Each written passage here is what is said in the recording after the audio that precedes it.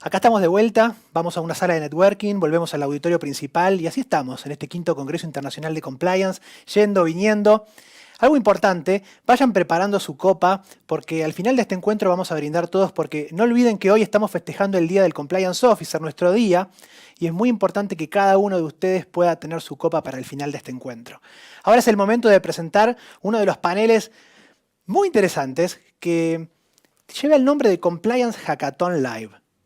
¿Qué será, no? Bueno, para eso está nuestro amigo Carlos Fernando Rosen, director de la certificación, y va a ser él quien comande este panel y después vamos a tener algunas preguntas, pero los dejamos con Carlos para que pueda presentar a su panel. Gracias, Leo, por la presentación. Bueno, sigo muy feliz acá, está saliendo todo genial, estamos disfrutando mucho del evento en el back y tanto también en el front cuando nos toca un poquito hablar.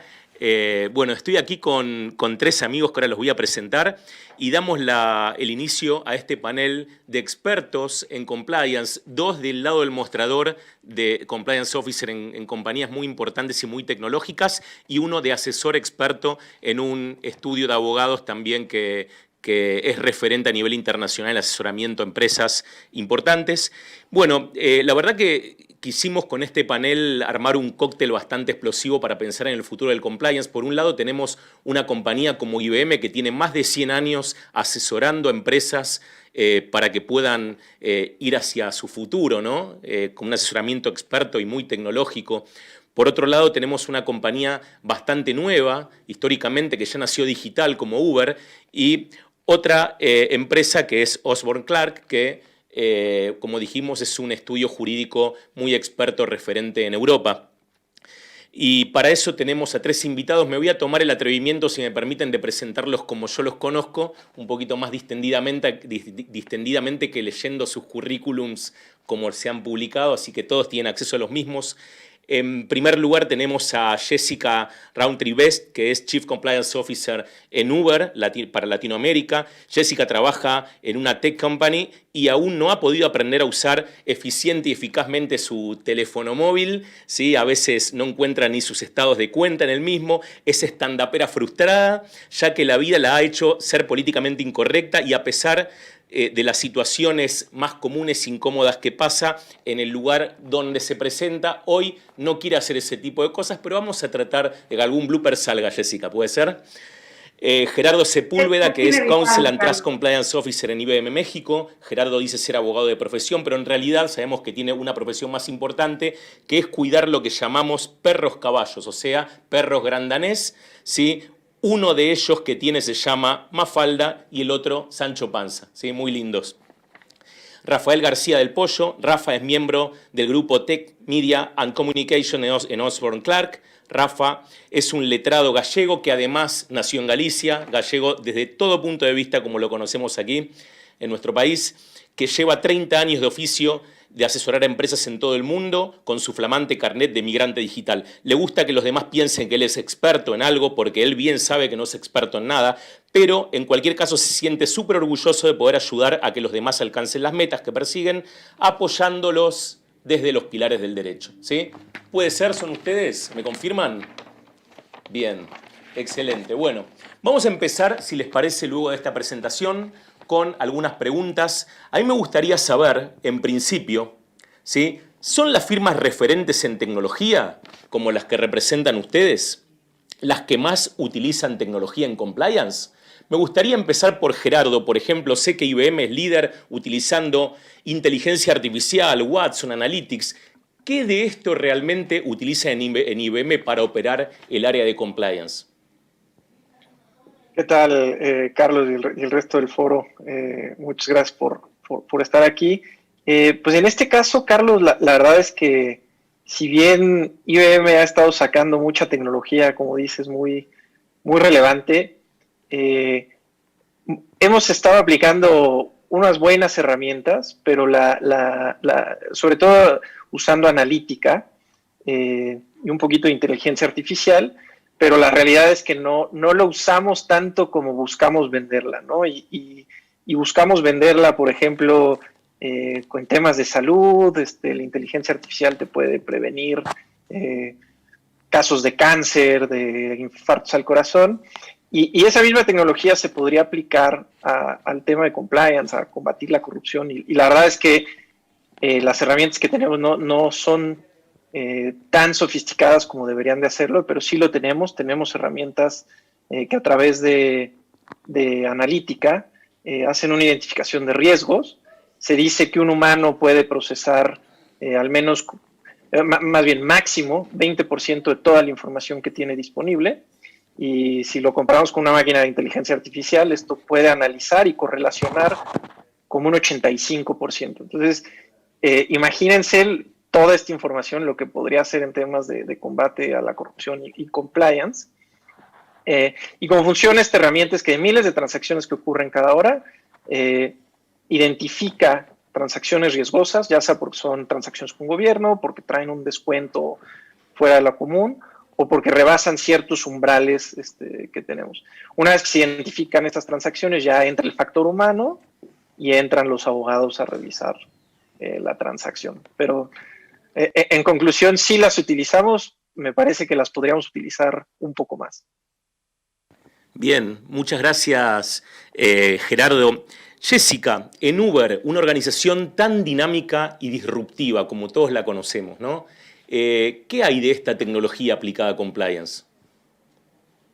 Mira, creo que hay momentos muy diferentes en la vida de Uber y en la vida de las entidades financieras tecnológicas, ahora que estamos iniciando en esta parte financiera también tecnológica, en donde las empresas nacieron con un scope muy limitado de lo que querían hacer y crearon herramientas acordes a cumplir ese scope que tenían dentro del modelo de negocios que se fue construyendo.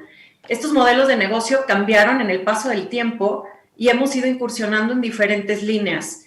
Actualmente, y te lo platico y en algún momento lo platiqué también con ustedes, Uber como tal nació como una plataforma de servicios tecnológicos que provee conexión e intermediación entre personas y productos y servicios. Conforme ha pasado la vida en Uber, ha ido adquiriendo diferentes obligaciones, líneas de negocio y por lo tanto las mismas se han ido regulando. Últimamente la parte fintech, que es la parte que todas estas grandes empresas de tecnología están incursionando y que por lo tanto llega esta función de compliance, pero es un compliance no general. Si bien Uber tiene una función de compliance general que ve toda la parte normativa, toda la parte de ética, de integridad, de anticorrupción, con estas nuevas regulaciones financieras de estas big tech companies, viene la obligación de tener áreas de prevención de lavado de dinero para dar cumplimiento con el regulador y la norma internacional y nacional. Y ahí es en donde la función de compliance cambia drásticamente al interior de las entidades. Si bien para el exterior una empresa como Uber, como Google, como Facebook, como Amazon puede ser disruptiva regulatoriamente y en la percepción de la gente, lo cierto es que al interior de las entidades la función de prevención del lavado de dinero también suele ser bastante disruptiva y todo lo que se construyó en un inicio para dar soporte tecnológico al negocio muchas veces no puede ser customizable de manera tal que tenga la flexibilidad de proveerle el servicio que compliance requiere.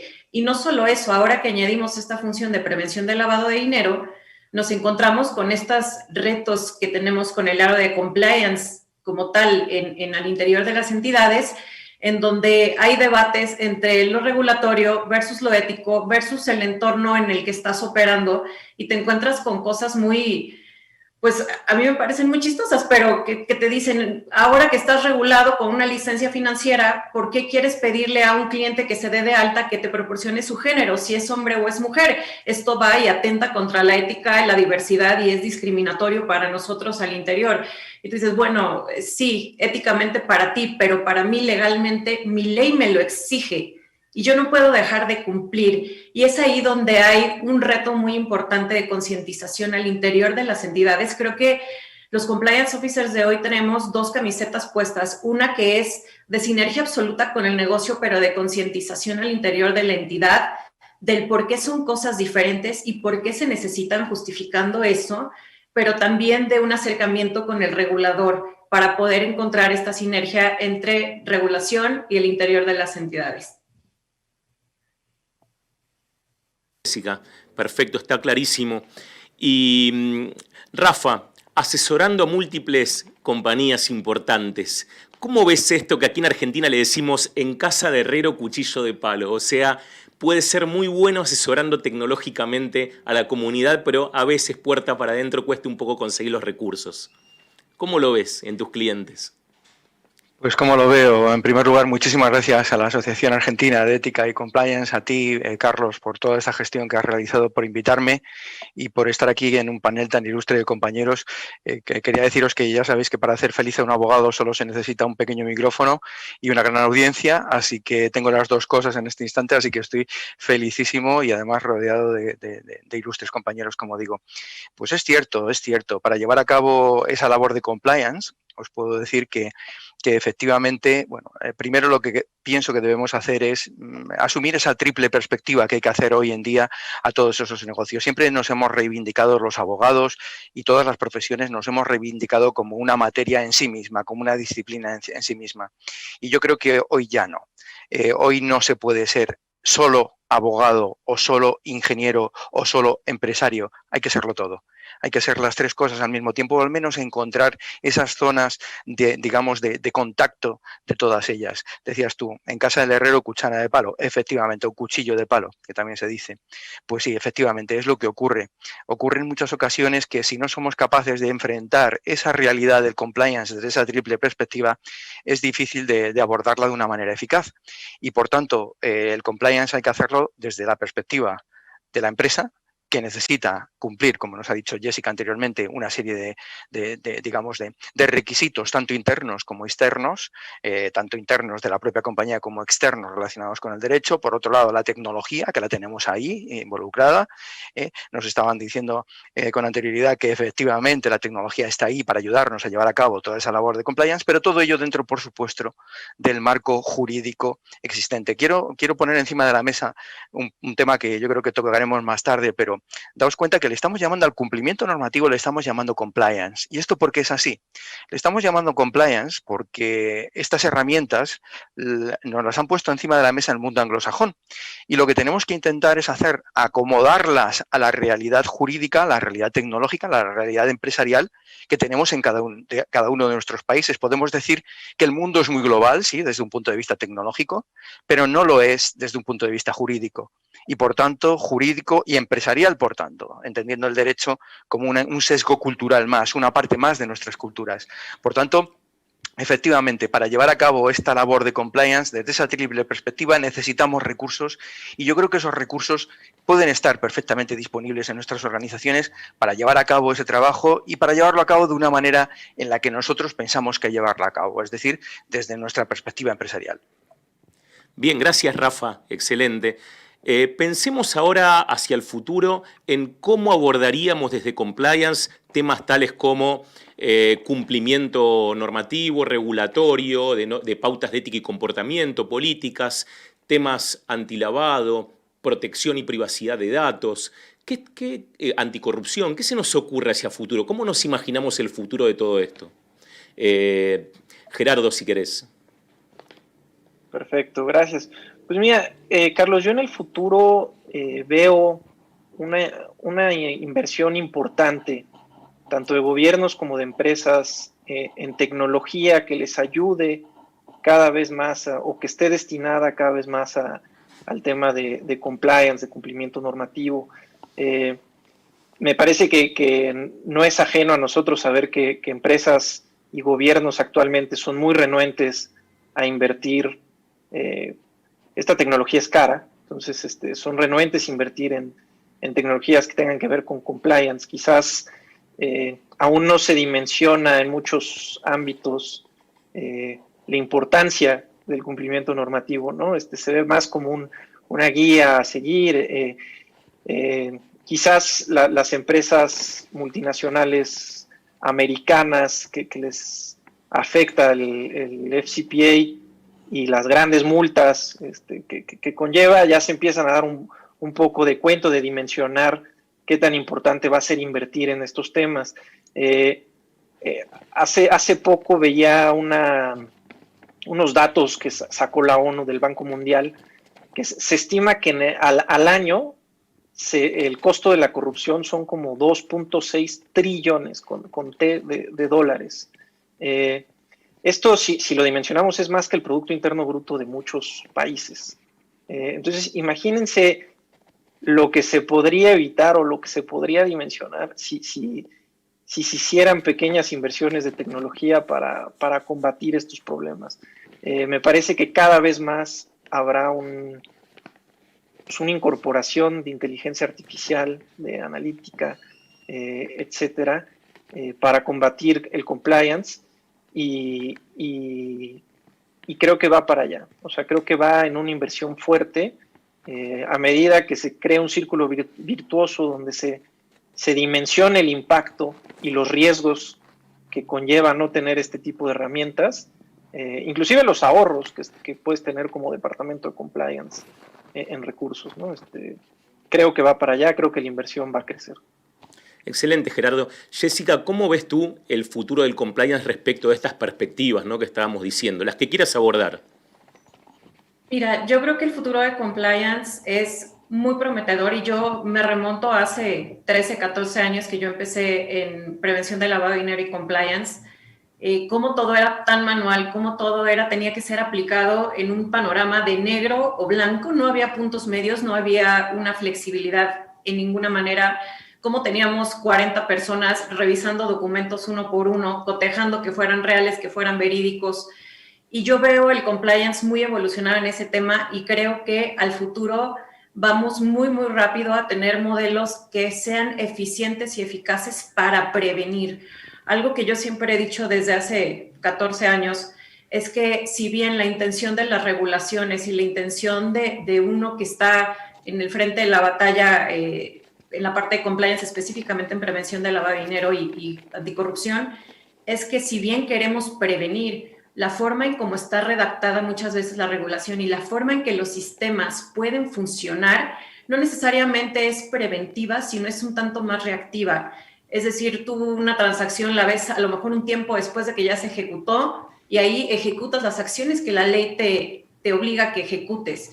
Creo que ahora estamos teniendo ya, y por lo menos así lo veo yo, mucha más tecnología predictiva en donde ya podamos ser efectivamente eficaces previniendo, viendo desde antes los patrones que pudieran llevar a una causa que ejecutara o derivara siempre en cumplimiento y con la integridad de todos los datos y de toda la información, pero creo que los modelos predictivos apoyados mucho de inteligencia artificial y de analytics son el futuro de compliance específicamente para hacer en tiempo, detectar y frenar sin que lleguemos a tener esos montos exorbitantes como hablaba Gerardo, no solamente en anticorrupción, en corrupción, sino en lavado de dinero al interior de cualquier tipo de entidad, ¿no? Y creo que para eso tenemos que prevenir y no reaccionar cuando las cosas suceden.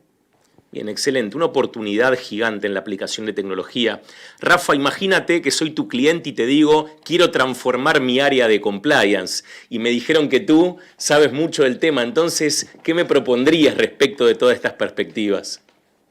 Pues yo te propondría lo que hemos hablado antes. Es decir, yo veo claramente, como os decía en mi intervención anterior, que la triple perspectiva tiene que estar siempre presente. Y por un lado vamos a ver que las empresas van a lograr una mayor homogeneidad.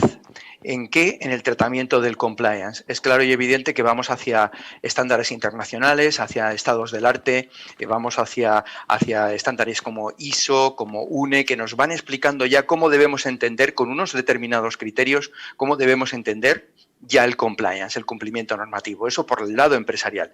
Por el lado tecnológico, mis dos compañeros, Gerardo y Jessica, lo han abordado sobradamente.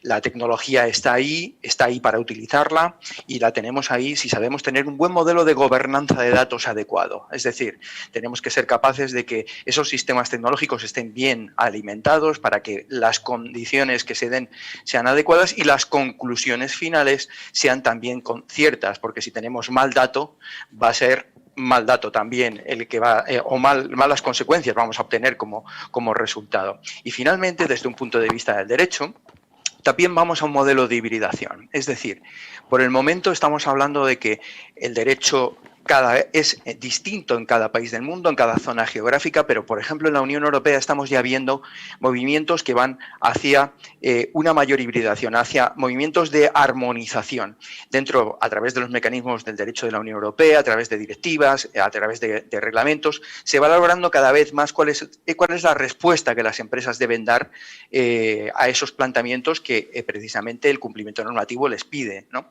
Y yo lo que diría es que nos queda a nosotros como abogados y también a nosotros como empresa, lo que nos va a quedar es entrar más en un mundo más híbrido, en un mundo más digamos, uniformizado, y por tanto nos acomodemos a establecer políticas, establecer procedimientos que sean bien conocidos en toda la compañía, llevar a cabo también labor de formación dentro de lo que es todo el entorno, no solamente los que realizan la labor de compliance, sino también los receptores dentro de esa compañía y también las propias autoridades, que son los receptores de la información final, que tengan ese conocimiento, digamos, de una manera más en la punta de los dedos, que sepan manejarlo de una manera mejor, y además que ese cumplimiento y que esa formación en el cumplimiento sea mucho más, digamos, diaria, que no sea algo que para cubrir el expediente hemos firmado, tenemos este certificado y con esto ya basta, ¿no? Yo creo que hay que hacer una labor de seguimiento, que es precisamente lo que trae el compliance como concepto. El concepto de compliance no es cumplir solamente, sino cumplir a lo largo del tiempo,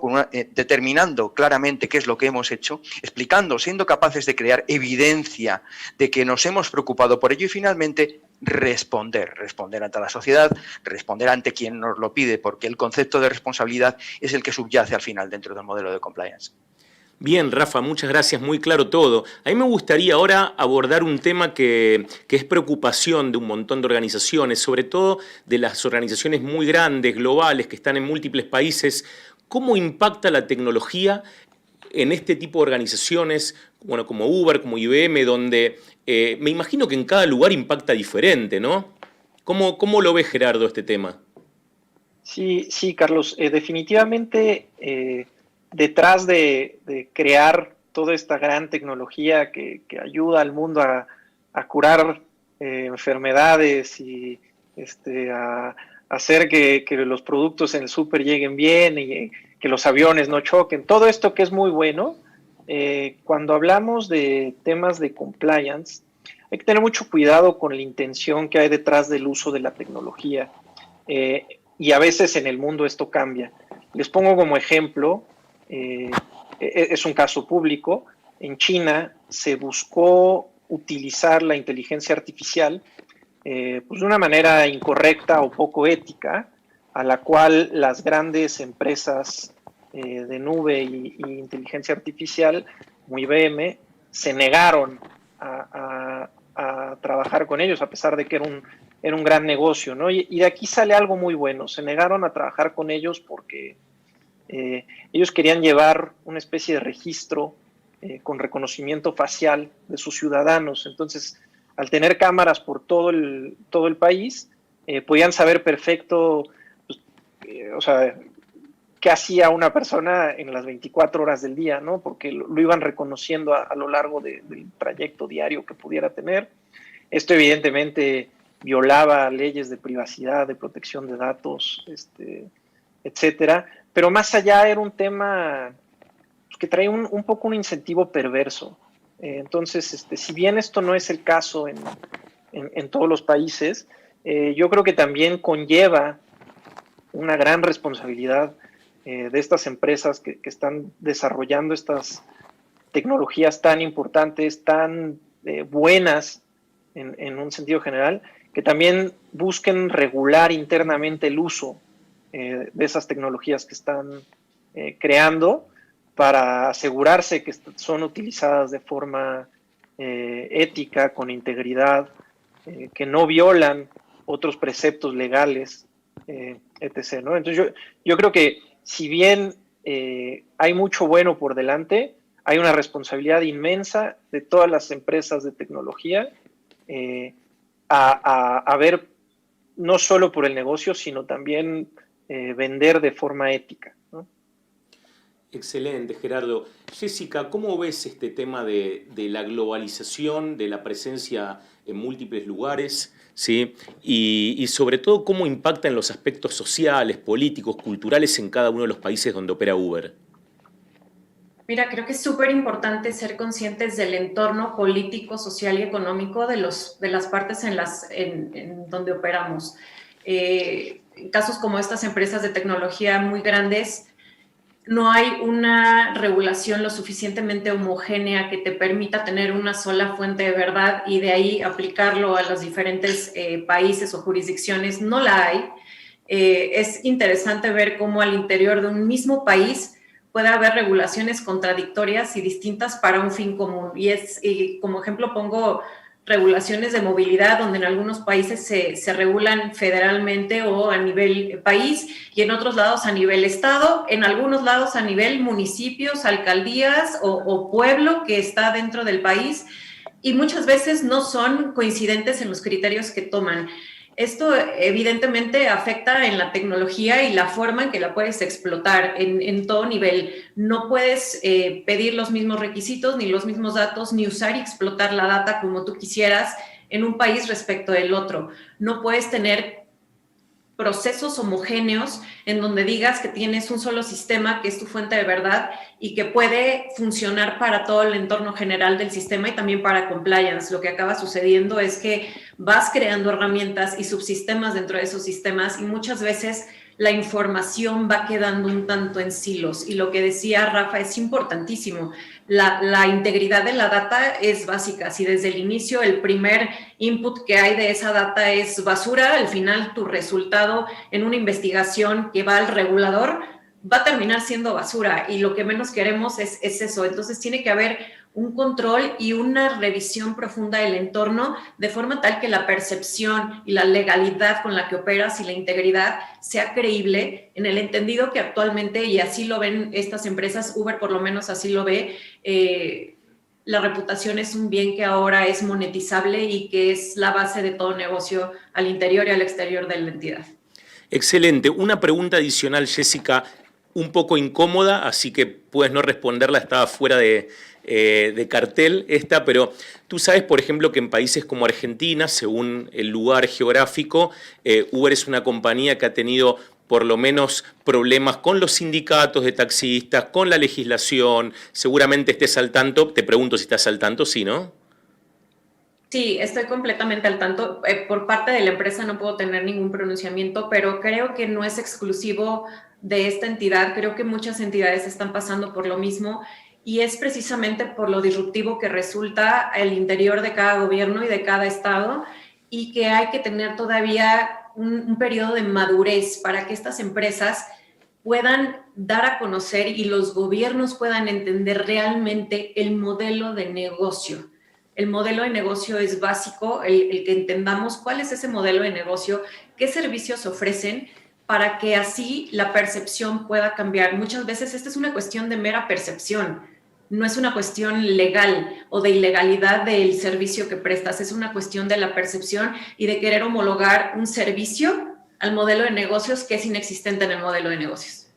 Perfecto, perfecto. Agradezco mucho la respuesta a esta pregunta incómoda porque me imagino lo complejo que debe ser el rol de compliance cuando te encuentras con un país, un territorio que no acompaña con su legislación los nuevos modelos de negocios, ¿no?, que existen a nivel mundial. Rafa, ¿cómo ves este tema de la situación política, económica, cultural respecto del avance tecnológico y cómo se aplica en los distintos negocios, ¿no?, de las organizaciones en el mundo? Pues me voy a servir de un ejemplo muy sencillo, es muy sencillo, veréis. Es lo que nos está ocurriendo. Estas tecnologías, como decía antes, son unas tecnologías que han sido inventados pues, por una determinada parte de nuestra civilización moderna, que son precisamente el mundo anglosajón. Y os voy a servir, nos sirvamos de este ejemplo. Yo estoy seguro que en la audiencia hay muchísimos zurdos, ¿no? Bien, pues entre los zurdos vamos a pensar cómo se siente un zurdo cuando le damos unas tijeras para cortar algo. ¿Cómo se siente? Se siente como descolocado. Muchos dirán, no, es que ya me he acostumbrado a ellas, ¿no? Bueno, pues esto es un poco lo que nos ocurre ocurre a los abogados en relación con esa tecnología. Lo que tenemos que hacer es acomodarla a ese diestro que se llama Estado, que se llama gobierno, que se llama legislación, y a lo que nos dedicamos precisamente en ese proceso de compliance es precisamente ayudarles a adaptarse a la legalidad vigente. Es decir, yo lo que hago muchísimas veces es lo que llaman los ingleses la localización de sus relaciones jurídicas. Desafortunadamente no existe un derecho global. Ya quisiera yo que existiera derecho global. Sería mucho más sencillo que con un solo código, con un solo contrato, pudiéramos hacer negocios por todo el mundo, pero desafortunada o afortunadamente, no lo sé, no entro a valorarlo, pues existe una gran diversidad. Y esa diversidad es la que lleva a que esa tecnología deba ser utilizada y acomodada a ese diestro, a esa legislación, a esa situación. No debemos olvidar, estábamos hablando también antes, de ética, de moral, no debemos olvidar que el derecho no es nada más que parte de nuestra cultura, de nuestra forma de ser, de nuestros valores. Posiblemente si este congreso se estuviese desarrollando en otro tipo de países, de cuyos nombres, utilizando el nombre del perro de Gerardo, de cuyo nombre no quiero acordarme en este momento, haciendo paráfrasis del Quijote, pues posiblemente Jessica no podría estar presente en este congreso, desafortunadamente para todos nosotros, porque nos veríamos privados de un enriquecimiento que en otros países se piensa que no tienen. Y bueno, es así, y nosotros como abogados lo que debemos hacer es acomodarlo a la realidad de cada país, a la realidad local. No se nos olvide nunca que ese derecho, el derecho en principio y en teoría, es un derecho democrático y por tanto responde a las diferentes fuerzas que hay en una determinada sociedad y que por tanto responde también a las necesidades de esa sociedad. Por un lado están las tecnologías disruptivas, por otro lado están las tecnologías o las empresas ya establecidas y tienen que encontrar un lugar en el que los extremos se unan y lograr ese lugar en el que los extremos se unen. Esa solución de consenso precisamente la procura el derecho. Y yo creo que el compliance va precisamente por ahí, ser capaces de acomodar esa tecnología a la realidad local de cada lugar, haciendo los cambios que resulten oportunos para que todos nos sintamos cómodos, Carlos. Excelente, que dicho sea de paso, no parece ser nada fácil, ¿no? Tiene sus complicaciones y bueno, bienvenidos al mundo del compliance entonces. A ver, a mí me gustaría, teniendo un poco en cuenta lo que acabamos de hablar, ¿cómo ven las regulaciones a nivel internacional y en especial los reguladores? ¿Creen que están a la altura de las circunstancias, a la altura del avance tecnológico que experimentan las organizaciones? Gerardo, ¿cómo ves este tema? No, yo aquí creo que desafortunadamente la tecnología avanza mucho más rápido que la regulación. De hecho, te diría, las tecnologías nuevas no están reguladas. Apenas es una especie de prueba y error. Se empiezan a dar cuenta, y lo digo regresando al ejemplo de China, ¿no?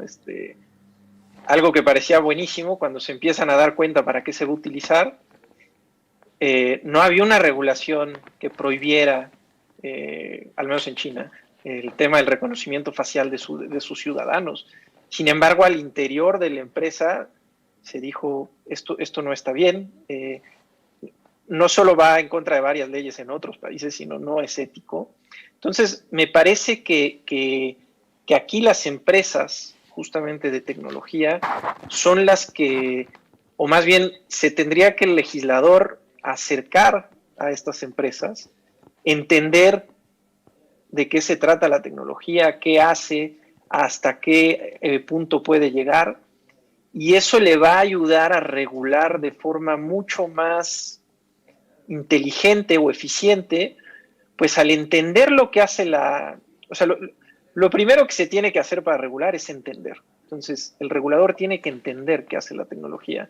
Desafortunadamente, y hablo por México, el regulador entiende un poco y de ahí decide regular.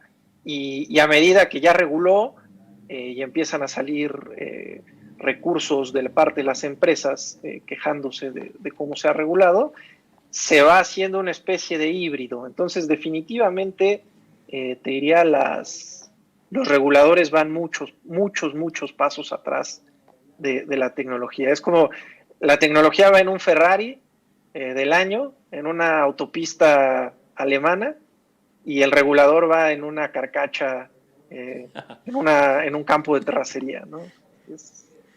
Excelente. Y tomando en cuenta lo que estás diciendo y le pregunto a Jessica, ¿crees que el regulador tiene ganas, tiene este espíritu de entender, de brindarse un poco, de abrirse para que las organizaciones les cuenten un poco qué están haciendo con un poco más de detalle?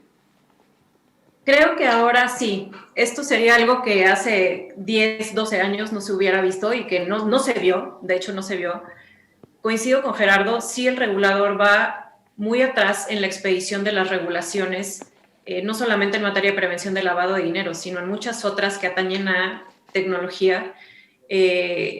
Sí hay, creo yo, una flexibilidad y un acercamiento más con el regulador. Ya no es tanto un tabú. Antes, y te lo puedo decir, cuando decían hay que hacer una consulta al regulador para ver cómo podemos abordar esto, porque no está en ninguna ley, lo primero que el legal decía y lo primero que no lo hagas.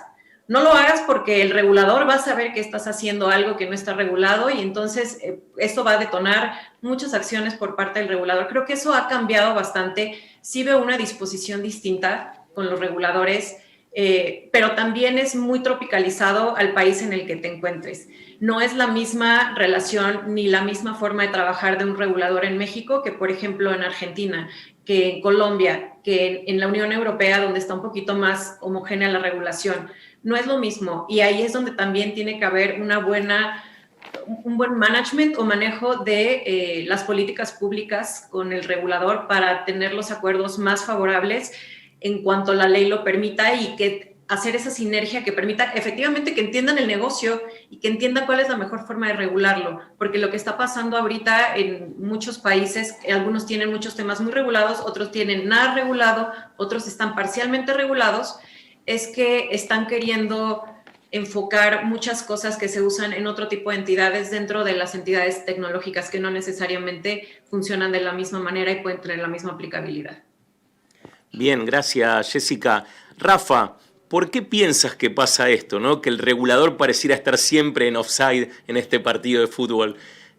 ¿Por qué es lo que está pasando a nivel mundial? Bueno, hablar de fútbol con un argentino no tiene mucho sentido, así que me prefiero no meterme en temas en que no domino excesivamente bien, pero sí que os diría la siguiente reflexión. Me vais a permitir ser disruptivo en la respuesta. Yo voy a disentir amistosamente, por supuesto, de mis compañeros y os voy a poner en la siguiente situación. Vamos a ver, el regulador, o mejor dicho, el gobierno o la administración, no deja de ser nada más que una extracción de nuestra propia sociedad. Y de hecho los elegimos nosotros cada 4 años o cada el tiempo que sea necesario, los elegimos nosotros. Por lo tanto, el presidente del gobierno de España no deja de ser nada más que una extracción de lo que un español puede llegar a ser. Fijaos que en el fondo somos una familia y vosotros pensad los domingos cuando vamos a comer con nuestros padres, pues nos sentamos alrededor de la mesa, tenemos al hermano pequeñito que es un emprendedor, que se mueve muy rápido, que tiene una tecnología disruptiva, pero por otro lado tenemos al hermano mayor que por otro lado tiene unos grandes hoteles. Pensad en España en el que tenemos una industria hotelera, por lo menos antes del coronavirus la teníamos, pues tenemos una industria hotelera de tamaño mundial y reconocida mundialmente. ¿Qué ocurre? El papá, que se llama regulador, tiene, como decimos en España, y parafraseando también a Alejandro Sanz, tiene el corazón partido.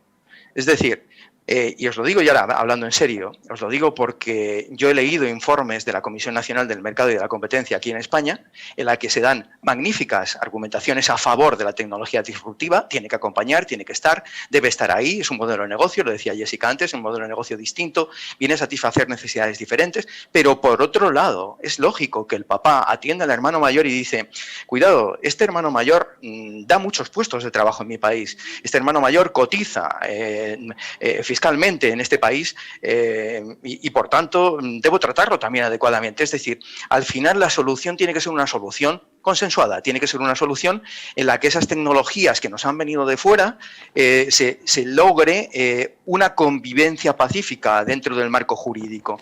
Y ese proceso que reconocía también Jessica, que se da en la Unión Europea, es decir, hay un proceso de homogeneización o de armonización o de uniformización, si se quiere, como objetivo último, es un proceso que exige un cierto esfuerzo, y es un esfuerzo de tipo político, y es un esfuerzo en el que todo el mundo quiera estar alineado en una determinada medida. Pero yo creo que el legislador no es mejor ni peor, el legislador simplemente se le pone encima de la mesa una realidad y tiene que atenderla, y entonces es muy difícil con un mantel cuadrado cubrir una mesa redonda, y hay que intentar hacerlo, y resulta difícil además con unas tecnologías que muchas veces no han sido inventadas por nosotros y por tanto vienen a satisfacer unas necesidades y una manera de ser o incluso unos valores que no son los nuestros.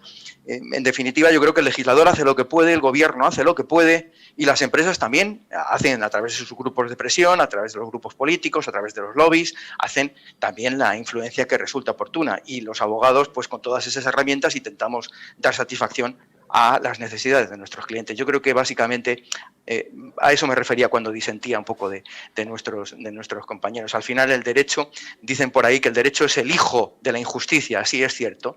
Posiblemente se necesita que haya antes una injusticia para que luego venga un derecho que nos diga esto nunca más va a volver a ocurrir. Es verdad, el derecho siempre va detrás de una necesidad, es cierto, pero eso no significa que no existan buenos reguladores y que no existan legisladores. Yo creo que al final pasa por la voluntad de todos los players, de toda la gente que está ahí involucrada. Bien, yo le decía a Jessica y a Gerardo cuál era el riesgo de traer un buen abogado litigante al grupo, ¿no? Así que bueno, ténganlo en consideración. Voy a cambiar el orden.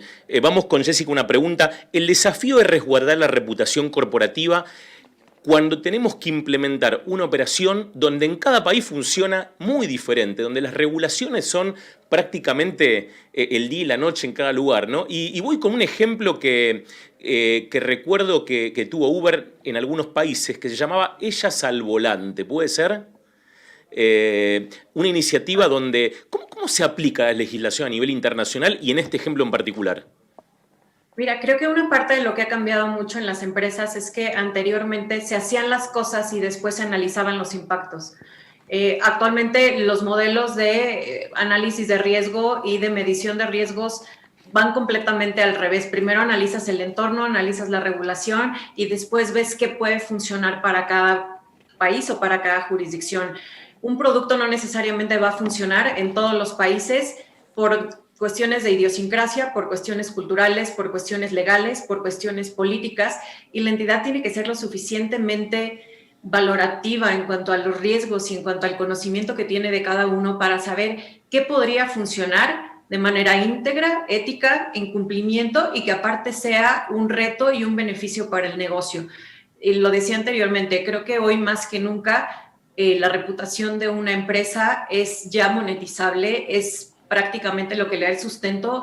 Ahorita un cliente lo que busca es confianza en esa empresa en la que está depositando o contratando un bien o un servicio, y sin esa reputación, sinceramente es que pierdes la confianza, la credibilidad y el negocio deja de funcionar. Es importantísimo que se analice el entorno en el cual planeas lanzar o implementar una medida, una nueva operación, una nueva forma de negocio. Siempre es vital, y darle un tiempo de maduración a ese proceso para la aceptación y para una regulación adecuada.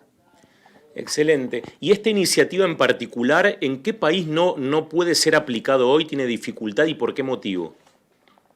Bueno, hay países en donde los derechos, por ejemplo, de la mujer no son reconocidos de la forma en como lo hacemos, por ejemplo, en otros países, y que, por ejemplo, no pueden tener una tarjeta de crédito, no pueden tener una cuenta bancaria, no pueden manejar un automóvil, no pueden salir sin permiso o sin el acompañamiento de otra persona de sexo masculino. Y definitivamente esos entornos que son geográficos, políticos, religiosos y demás hacen que ciertas medidas no se puedan implementar, así como otras medidas que ahí se implementan no funcionan en otros países.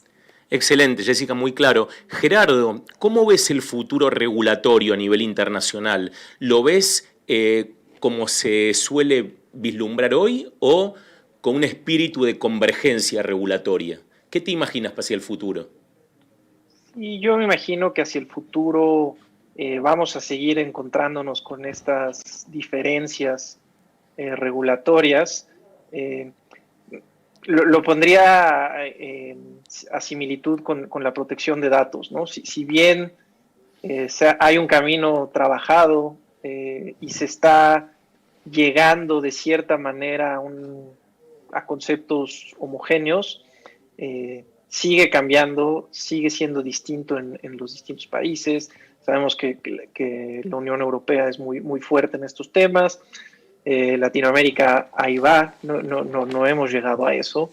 Entonces, me parece que en términos de tecnología irá o va hacia el mismo camino. Eventualmente se podrá llegar a tener unos valores homogéneos. En vía de mientras, creo que es importante para las empresas actuar con los más altos valores de integridad. Quizás haciendo esto te cubres en la mayoría de los países. El que puede lo más, puede lo menos, ¿no? Entonces, si tú mantienes al interior de la empresa estos valores éticos en cuanto a la tecnología, ya no es tan necesario jugar con qué te permite el regulador y qué no. Tú ya tienes estás confortable con lo que estás haciendo y que estás haciendo las cosas de manera correcta. Me parece que va por ahí. El tema de la reputación es importantísimo. Solo basta estar un día en la primera plana del diario para que todo lo que construiste, en el caso de IBM, más de 100 años, con que un día estemos en la tapa del diario, con eso es más que suficiente para que ya se empiece a pensar en IBM de otra forma. El caso perfecto es Odebrecht. O sea, nunca nadie más, ellos tuvieron que cambiar ya su nombre, nunca nadie más los va a ver. La gente piensa Odebrecht y dicen, es un tema de corrupción, ¿no? O sea, no hay de otra. No importa todo el negocio detrás, o sea, ya está tachado con esa letra escarlata, ¿no? Bien, excelente. Rafa, sobre este tema, ¿qué opinas? ¿Convergencia regulatoria o seguimos como estamos? No es un tema de elegir. Creo que es un tema de seguir la inercia de los tiempos, y la inercia de los tiempos va hacia la globalización, y la inercia de los tiempos va hacia la homogenización, la inercia de los tiempos va a la creación de espacios de libre comercio, y por tanto cuando ponemos intereses en común, cuál es el caso de la Unión Europea claramente nace, ¿por qué? Porque los europeos somos tan soberbios que cuando tenemos peleas y guerras entre nosotros, cogemos y luego las exportamos a los demás, y las exportamos y creamos una Primera Guerra Mundial y una Segunda Guerra Mundial, cuando los problemas son nuestros. Los exportamos a todo el mundo. Entonces alguien con muy buen criterio, en el año 57, se sienta y dice, bueno, esto no tiene que ocurrir nunca más, hay que sentar alrededor de la mesa a todos los que nos peleamos y empezar por poner puntos en común. Empezar por poner cuestiones, producciones, industrias, recursos en común para que adelante vayamos juntos, y bueno, ha funcionado. La verdad es que en los últimos 70 años en Europa al menos no hemos tenido ningún conflicto armado, tampoco lo hemos exportado al mundo, afortunadamente. La exportación en este caso creo que no la contaría a nadie, y creo que eso vamos por ahí, vamos porque el proceso de globalización, de armonización es progresivo, es mayor, cada vez más en todo el mundo, a través de diferentes mecanismos, Mercosur, Pacto Andino, etcétera. Yo creo que vamos hacia allá, y por tanto todas estas normas, incluso cuando no existen como norma jurídica, como derecho vigente, al final las empresas las buscan. ¿Dónde? En los estándares internacionales las buscan, en el ISO las buscan, en UNE como mejor práctica consensuada dentro de una determinada empresa. Con lo cual yo creo que nos guste o no nos guste, el mundo está condenado precisamente a esa globalización, a esa homogenización, a ese mestizaje, un mestizaje que esperamos no vaya en detrimento de las culturas y del saber y del conocimiento muy específico, muy intrínseco de cada uno de nosotros. Excelente, Rafa. Aquí me escribió por WhatsApp una amiga en común, Mari Teajan, de Amdia, que gran amiga de la Casa de la Asociación Argentina de Ética y Compliance y que nos ha presentado, y pregunta qué novedades hay en cuanto al compliance en materia de privacidad y protección de datos personales. Así en formato Twitter para llegar con los tiempos, pero me parece que está muy buena la pregunta. Es una magnífica pregunta, Mary. Un saludo también desde acá, desde Madrid, que ya es de noche, como verás, por esto de las luces. No, te quería decir que efectivamente es muy difícil. También en ese proceso de homogenización estamos aprendiendo los españoles. Los españoles tenemos una legislación que es muy romano-germánica, todavía muy de derecho vigente, y nos hemos entrado en un entorno que es la Unión Europea y en el que el derecho es un derecho más anglosajón, es un derecho más tendiente hacia el compliance. Tienes que demostrar que te has preocupado en la materia de la privacidad, que te has preocupado en poner políticas, procedimientos. Por eso los análisis de privacidad, los principios de privacidad por defecto, privacidad por diseño, que dirás, bueno, ¿y eso qué significa para un abogado español? Pues significa poco, pero lo que estamos haciendo es aprender de los demás que tienen esto mucho más avanzado, creando figuras tales como el delegado de protección de datos, el famoso DPO, el Data Protection Officer, que esto es algo que estamos aprendiendo también en España. Esta es una figura importada del derecho alemán, que nosotros la estamos intentando transponer aquí en España. Digamos que estamos en un proceso, como digo, de preocupación, en un proceso de demostrar, de compliance, de que el cumplimiento también en el área de la protección de datos es también un proceso de compliance, con lo cual animo a todos los compañeros argentinos de que el área de la privacidad también se dirijan a ella, porque creo que es un área que junto a otras más tradicionales, como nos ha indicado también Jessica anteriormente, como es el tema de prevención del blanqueo de capitales y prevención de la corrupción, esta otra de la privacidad, como con buen criterio nos pone Mary encima de la mesa, creo que es un área de compliance tecnológico, organizativo y también jurídico que muy prometedor en el futuro. Excelente, y bueno, y gracias Mary también. Y una pregunta última para Jessica y Gerardo, para ir cerrando también. En esto de la convergencia regulatoria que recién estuvimos debatiendo, ¿tenemos que ser como compliance officer espectadores o tenemos que ser actores que vayamos a hacer un push con el regulador? ¿Cómo lo ven? Creo Adelante, que definitivamente, perdón, ya Gerardo, me atravesé terriblemente. No. Creo que definitivamente actores.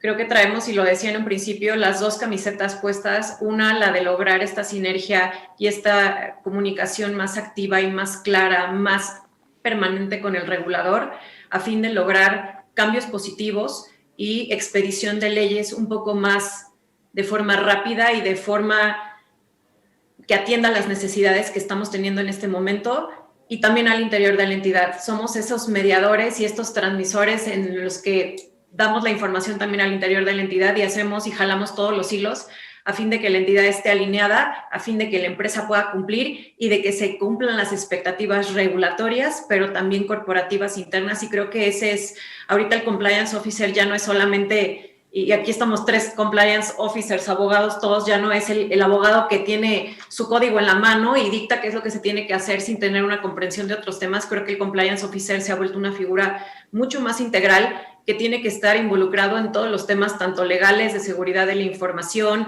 de la operación, de cómo funciona el sistema. Y lo decía yo, a mí me cuesta muchísimo trabajo lo tecnológico. Yo soy abogada de las de antaño, que salimos de la universidad sabiendo usar el Word y teniendo una magnífica lectura de comprensión y nada más.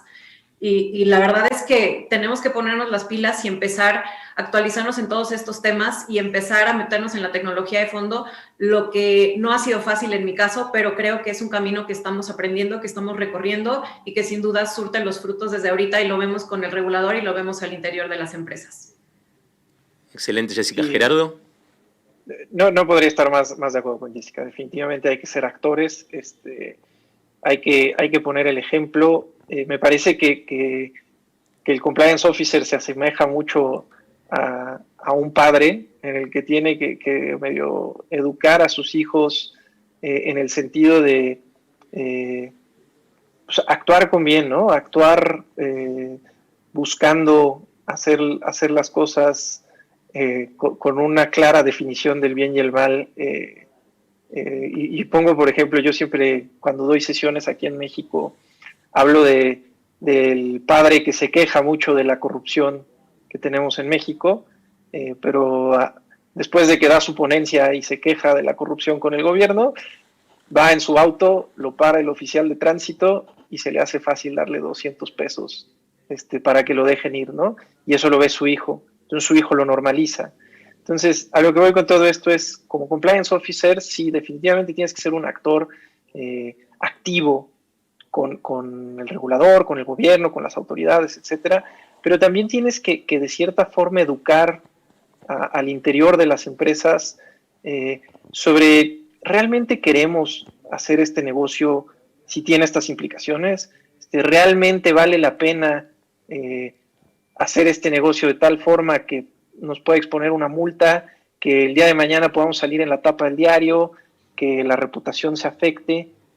Son este tipo de cosas que tienes que sensibilizar hacia el interior de la empresa, ¿no? Entonces, definitivamente diría actores. Bien, Rafa, para ser simétricos, 2 minutos más y estamos en tiempo cumplido. Sobre este mismo tema. No me cabe la menor duda, aquí no disiento en absoluto, que hay que ser protagonista, es decir, hay que trabajar en ello, hay que estar presente en cualquier opción, en cualquier momento en el que se nos permita expresar nuestra opinión. Y yo creo que, por supuesto, acompasándolo otra vez, como creo que mis compañeros ya lo han hecho, desde la triple perspectiva. ¿Qué quieren las empresas? Tecnológicamente, ¿qué tienen que cumplir también? ¿Qué es lo que tenemos que utilizar? ¿Cuáles son las herramientas que necesitamos? Y desde un punto de vista legal, ser capaces de identificar los textos jurídicos que resultan aplicables en cada momento. Y además, como nos han dicho mis compañeros, para los compliance officers no nos queda además más remedio de tener, y lo voy a decir esta vez medio en inglés, un gran soft skills y también hard skills. Es decir, por un lado, conocer bien a nuestra empresa, tener esa idea del bien y del mal y demás, pero al mismo tiempo ser unos buenos conocedores de esa tecnología, desde el punto de vista jurídico, ser sólidos en esos planteamientos y tener un magnífico conocimiento de cuáles son las exigencias de nuestras empresas si queremos ser un compliance officer adecuado. Excelente. Bueno, estamos en tiempo. Jessica, Gerardo, Rafa, me encantó hablar con ustedes. Estuve recibiendo un montón de mensajes. Podríamos seguir conversando y estoy seguro que lo vamos a volver a hacer. Así que les agradezco infinitamente. Espero que la hayan pasado bien. Muchísimas gracias. La verdad es que el chat explotó de nuevo también con este panel. Muy interesante todos sus comentarios y reflexiones. Gracias, Carlos, por haberlo moderado. ¿Cómo lo viste? ¿Te sentiste cómodo? Y acá en la silla no puedo estar más cómodo y con estos amigos la verdad que súper cómodo. Veía de afuera la grabación y digo que esta silla me viene bárbaro con la altura porque quedamos como bastante igualados. Así que me vino muy bien. Te agradezco por esto.